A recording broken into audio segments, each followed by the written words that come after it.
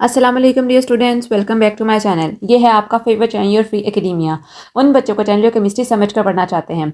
रट्टे वालों के लिए है कोई और चैनल। सब बोलें 10 times my passion my chemistry. Now study time starts. Okay बच्चों, जैसा कि आप लोगों को पता है कि हम लोग फंडामेंटल पार्टिकल्स ऑफ एटम जो है वो डिस्कस कर रहे थे। हम लोगों ने प्रोटॉन्स को डिस्कस किया, हम लोग ने इलेक्ट्रॉन्स को डिस्कस किया, हम लोग ने न्यूट्रॉन्स को डिस्कस किया।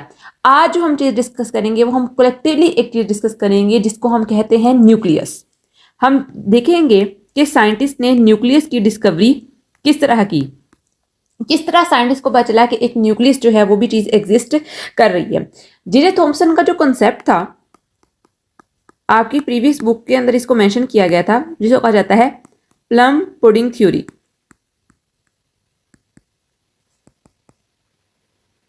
प्लम पुडिंग थ्योरी ये कहती है कि आपके पास जो पॉजिटिव चार्ज होता है वो एटम के अंदर प्रेजेंट होता है।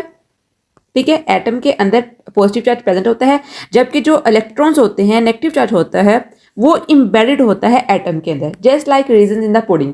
मैं आपको सबसे इसकी सिंपल एग्जांपल ऐसे देती हूँ कि आप लोगों के पास कस्टर्ड का बाउल है। अब कस्टर्ड के बाउल के अंदर आपके पास डेट्स हैं, कैश्यू नट्स है, पिस्ताशियो है, वो सारी चीज़ें जो है वहाँ पर फिक्स्ड है, दरमियान में स्टेबल है। तो इस तरह ये प्लम पुडिंग थ्योरी का कॉन्सेप्ट जहन में आया था। लेकिन प्लम पुडिंग थ्योरी के इसी कंसेप्ट के अंदर कुछ ऐसे क्वेश्चन रेज किए गए थे जिनका आंसर हमें ये थ्योरी नहीं देती है। उनमें सबसे इंपॉर्टेंट क्वेश्चन ये था कि पॉजिटिव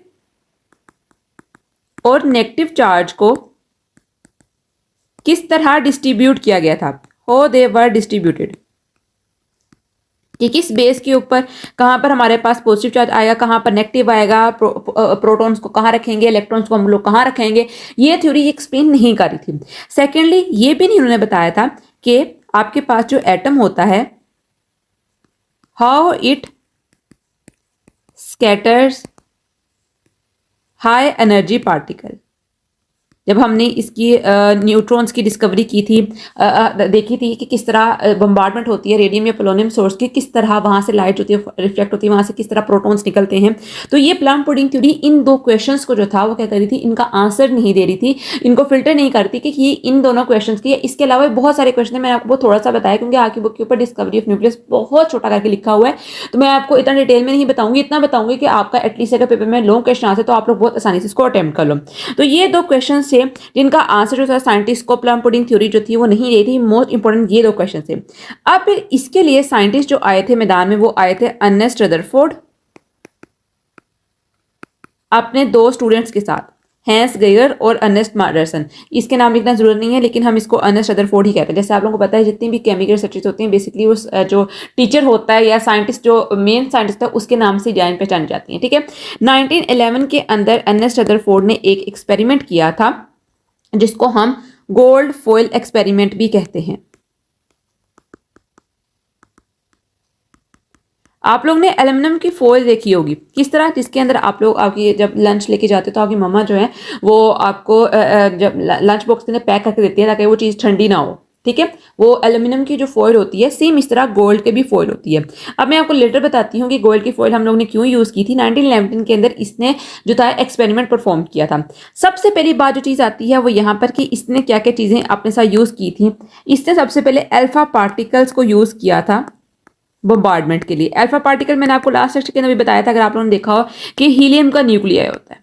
ठीक है, हाई एनर्जी पार्टिकल होते हैं, इनकी काइनेटिक एनर्जी जो होती है बहुत ज़्यादा होती है और ये पॉजिटिवली चार्ज होते हैं। इसके फीचर्स में लिख लो, पॉजिटिवली चार्ज होते हैं और हाई काइनेटिक एनर्जी जो होती है वो इन अल्फा पार्टिकल्स की होती है। उसके अलावा इन्होंने एक गोल्ड फॉयल ली थी, ये समझ लो आप लोग गोल्ड फॉयल है। मैं आपको इसके ऐसे बना के दिखा रही हूँ। ठीक है, ऐसे और फिर ऐसे, ये गोल्ड फॉयल है। अब इस गोल्ड फॉयल की जो थिकनेस है ना वो है 1/1000 मिलीमीटर, ये इसकी थिकनेस थी। ठीक है, फ्यू आइटम्स आप लोग ठीक कह लो, बहुत इतनी ज़्यादा शार्प थिकनेस नहीं थी, बहुत कम ही थिकनेस है, 1/1000 है ना, तो इसकी मिलीमीटर में लेंथ बहुत कम है इसकी, और ये प्योर गोल्ड की बनी थी।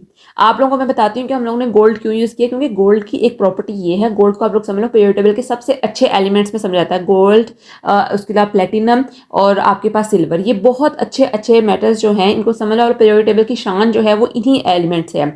ये एलिमेंट्स अगर ना हो तो आपकी सराउंडिंग्स की इतनी सारी चीज़ें जो है वो एग्जिस्ट ना करें। ठीक है, तो इस वजह से हमने गोल्ड को यूज़ किया था, क्योंकि इसको आप लोग शीट्स के अंदर कन्वर्ट कर सकते हो, ठीक है। और ये केमिकली बहुत ज़्यादा स्टेबल होता है किसी भी, और ये इतना सॉफ्ट होता है। आप लोग जितना भी आप गोल्ड वगैरह देखते हो ये कितना हार्ड होता है, आपकी इयरिंग्स वगैरह देख रहे हो, लेकिन फिर भी ये क्या होता है, थोड़ा बहुत देख रहे हो, थोड़ा सा इसको आप लोग शार्पली अपने किसी स्टॉपर को, इयरिंग को बंद करो तो वो ख़राब हो जाता है। लेकिन इसके अंदर थोड़ी सी इंप्योरिटीज डाली जाती है, क्योंकि जो नेचुरली अक्रिंग गोल्ड होता है जिसको आप लोग ज़मीन से एक्सट्रैक्ट करते हो, इसकी मिनरल ओर निकालते हो, ये बहुत ज़्यादा सॉफ्ट होता है, ठीक है। तो इसको आप लोग शीट्स के अंदर किसी भी फॉर्म के अंदर कन्वर्ट कर सकते हो, ठीक है। इसके आगे सारे के सारे फिल्टर्स लगे हुए थे, जिंक सल्फाइड की स्क्रीन लगी हुई थी, माइक्रोस्कोप लगा हुआ था, ये सारी सारी चीज़ें आगे लगी हुई थी। अब मैं आपको थोड़ा सा एक्सपेरिमेंटल का ओवरव्यू देती हूँ, आपकी बुक के ऊपर इतना डिटेल नहीं है तो मैं आपका टाइम भी नहीं वेस्ट करना चाहती हूँ, आप लोग इसको समझो।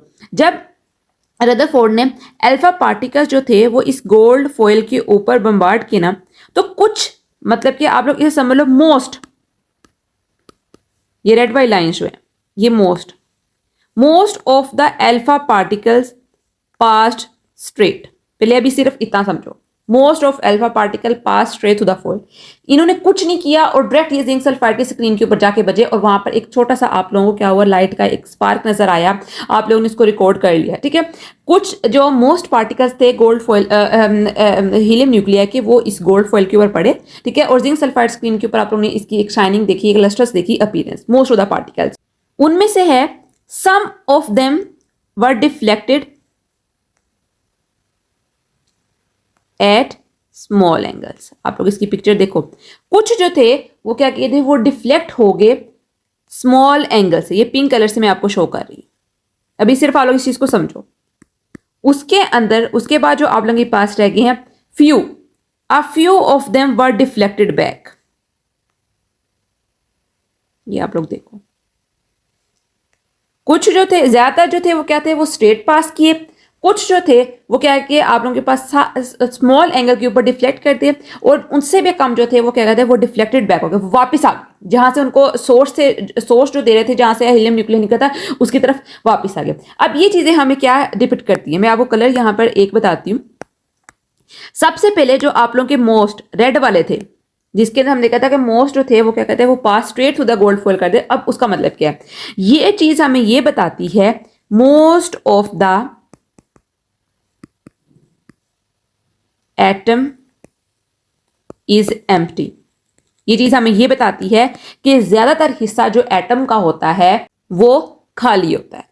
किस वजह से पता चला, जो आपके पास हीलियम न्यूक्लिया आए थे वो स्ट्रेट पास किए इन अ स्ट्रेट लाइन। ये हमें चीज डिपिक्ट करके बताती है कि ज्यादातर जो एटम का स्पेस है, जो एटम की जगह है पूरी की पूरी, वो क्या है, वो खाली है, ठीक है। इसके अंदर कुछ नहीं है, most of the atom is empty. उसके बाद बच्चों हम लोग ने दूसरा पॉइंट पढ़ा है, some of them were deflected at a very small angle, जिसके अंदर पिंक कलर के हमारे पास थे, ये वाले पिंक कलर के। अब इस चीज ने क्या डिपिक्ट किया, इस चीज ने ये बताया है कि पॉजिटिव चार्ज जो है वो प्रेजेंट है इन अ स्मॉल रीजन। आप लोग इस चीज को इस तरह समझ लो कि आप लोगों के पास एटम का ज्यादातर हिस्सा जो है वो एम्प्टी है, जो चीज प्रेजेंट है, जहां से डिफ्लेक्टेड हो रही है चीज स्मॉल एंगल के ऊपर, वहां पर प्रोटॉन्स है, वहां पर पॉजिटिव चार्ज है। और वो पॉजिटिव चार्ज जो है वो मुकम्मल तौर पर पूरे एटम के अंदर स्प्रेड नहीं है, बल्कि वो एक खास जगह के ऊपर जो है वो ज्यादा प्रेजेंट है। और आप लोगों को पता है वो कहाँ पर प्रेजेंट होता है, वो न्यूक्लियस के अंदर, जो आपके पास जहां पर आपके पास जो प्रोटॉन्स होते हैं और न्यूट्रॉन्स प्रेजेंट होते हैं, वहां पर प्रेजेंट होता है पॉजिटिव चार्ज जो होता है, ठीक है। तो ये डिफ्लेक्ट बता। उसके बाद हम लोगों ने देखा कि a few less than few जो थे वो डिफ्लेक्टेड बैक करके। अब ये डिफ्लेक्टेड बैक क्यों गए, क्योंकि इन्होंने न्यूक्लियस को स्ट्राइक किया था। जब इन्होंने न्यूक्लियस को स्ट्राइक किया, वो इतनी फोर्स से बजे कि वो वापस आ जाए आगे, वो वहां से आगे डिफ्लेक्ट कर ही नहीं पाए। तो इस चीज ने हमें बताया कि यहाँ पर एक टाइनी सेंट्रल रीजन होता है, जहां पर कुछ ना कुछ चार्ज जो होता है वो चीजों का प्रेजेंट होता है, और वो चीज हमारे पास क्या है, वो न्यूक्लियस है, वो हमारे पास सेंट्रल रीजन है।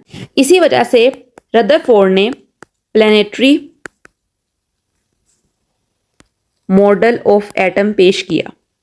उसके मुताबिक क्या है कि आपके पास जो इलेक्ट्रॉन्स होते हैं वो एक ऑर्बिट के अंदर रिवॉल्व करते हैं, किसके, न्यूक्लियस के। और न्यूक्लियस के अंदर क्या प्रेजेंट होता है, न्यूक्लियस के अंदर आपके पास प्रोटॉन्स होते हैं जो कि लेटर न्यूट्रॉन्स भी डिस्कवर किए गए थे। तो जो इलेक्ट्रॉन्स होते हैं, जिससे आप लोग समझ लो कि सन दरमियान के अंदर है और उसके इर्द गिर्द क्या होता है, जितने भी प्लैनेट्स होते हैं वो घूम रहे होते हैं। सेम इस तरह इलेक्ट्रॉन्स जो होते हैं वो न्यूक्लियस के इर्द गिर्द घूमते हैं, जबकि न्यूक्लियस के अंदर प्रोटॉन्स और न्यूट्रॉन्स प्रेजेंट होते हैं। अगर हम बात करें इनका न्यूक्लियस के डायमीटर की, ये आप लोगों के लिए याद करना बहुत जरूरी है।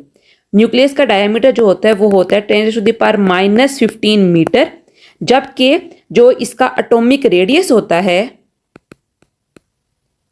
वो कितना होता है, 10⁻⁻10 मीटर।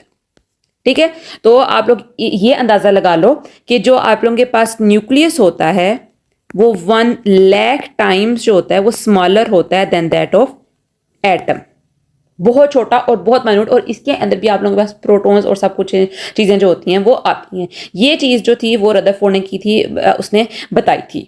तो ये था बच्चों आप लोगों का एक माइन्यूट सा कॉन्सेप्ट की डिस्कवरी ऑफ न्यूक्लियस जो थी वो किस तरह की गई थी। ठीक है, आप लोगों ने इसको इस तरह पढ़ना है, इसको याद करना है।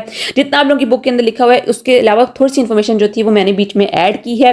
इसके अलावा आप लोगों को पता है फंडामेंटल पार्टिकल्स के अलावा और बहुत से पार्टिकल्स जो हैं वो अब तक डिस्कवर हो चुके हैं, जिसके अंदर क्वार्क्स, लेप्टॉन, हेड्रॉन्स, बेरियंस, मीजॉन्स, ठीक है, और हिग्स बोसोन, बहुत तरह के पार्टिकल्स जो हैं, फंडामेंटल पार्टिकल्स जो हैं वो अब न्यूक्लियस के अंदर एग्जिस्ट किए जा चुके हैं। ठीक है, क्वार्क्स की बात कर लो, up quarks, down quark, anti quarks, different तरह के, बहुत तरह के माइन्यूट पार्टिकल्स। लेकिन मेन जो फंडामेंटल पार्टिकल्स हैं, हम समझते हैं कि न्यूक्लियस के अंदर फंडामेंटल पार्टिकल्स है, एटम के अंदर फंडामेंटल पार्टिकल्स होते हैं, वो कौन से होते हैं, वो आपके पास प्रोटॉन्स होते हैं, न्यूट्रॉन्स होते हैं और इलेक्ट्रॉन्स होते हैं। इसके बाद आप लोग के 3 बेसिक कॉन्सेप्ट बहुत इंपॉर्टेंट जो है वो आगे आएंगे। आप लोगों ने वो वीडियोस लास्ट में देखनी है, जिसके अंदर आप लोग समझोगे बोहर एटॉमिक मॉडल। अगर आप लोगों को बोहर एटॉमिक मॉडल समझ आ रहा है तो आप लोग पूरे पीरियोडिक टेबल की इलेक्ट्रॉनिक कन्फिगरेशन कर सकते हो। आप लोगों को पता चल जाएगा किस तरह एटम्स की प्लेसमेंट होती है, इलेक्ट्रॉन्स किसने किसने शेल में जाते हैं, किस तरह वहां से बाहर निकलते हैं, एनर्जी किस तरह निकलती है बाहर। उसके अलावा आप लोगों को आइसोटोप्स का कॉन्सेप्ट बहुत इस तरह क्लियर हो जाएगा, रिलेटिव एटॉमिक मास का, एटॉमिक नंबर क्या होता है, मास नंबर क्या होता है। हम कुछ न्यूमेरिकल्स भी उसके सॉल्व करने की कोशिश करेंगे ताकि आप लोगों का सारा पॉइंट ऑफ व्यू जो है वो क्लियर हो जाए। अगर आप लोगों को ये चैप्टर्स जो है, फर्स्ट चैप्टर जो है बहुत माइन्यूट था, बहुत इजी था, उसके इतना कोई डिटेल में कुछ भी नहीं मेंशन था। अगर आप लोगों को चैप्टर नंबर 2 जो है वो बहुत अच्छे तरीके से बच्चों याद हो जाता है तो आप लोगों को हर एक चीज आ जाएगी केमिस्ट्री की। ये मेन चीज है और ये इवन तो पीएचडी लेवल तक भी आप लोगों के साथ जाएगी। आपको एटॉमिक नंबर फाइंड नहीं करना आ रहा, आपको मास नंबर फाइंड नहीं करना, आपको इलेक्ट्रॉनिक कन्फिगरेशन नहीं करनी आ रही, आपको आइसोटोप्स का नहीं पता, आपको रिलेटिव एटॉमिक मास का नहीं पता, तो आप लोगों को कुछ भी नहीं आता। ये मेन और बेसिक थिंग्स हैं जो आप लोगों को आनी चाहिए। तो आज के इतना ही। आई होप सो कि वीडियो आप लोगों को अच्छी लगी है। वीडियो अच्छी लगी चैनल को आपने सब्सक्राइब करें, वीडियो को लाइक करें और एक अच्छे से कमेंट भी लाजमन करें। कल मिलते हैं एक नई अच्छी और एक्साइटिंग वीडियो से, तब तक के लिए फी अमानिल्लाह।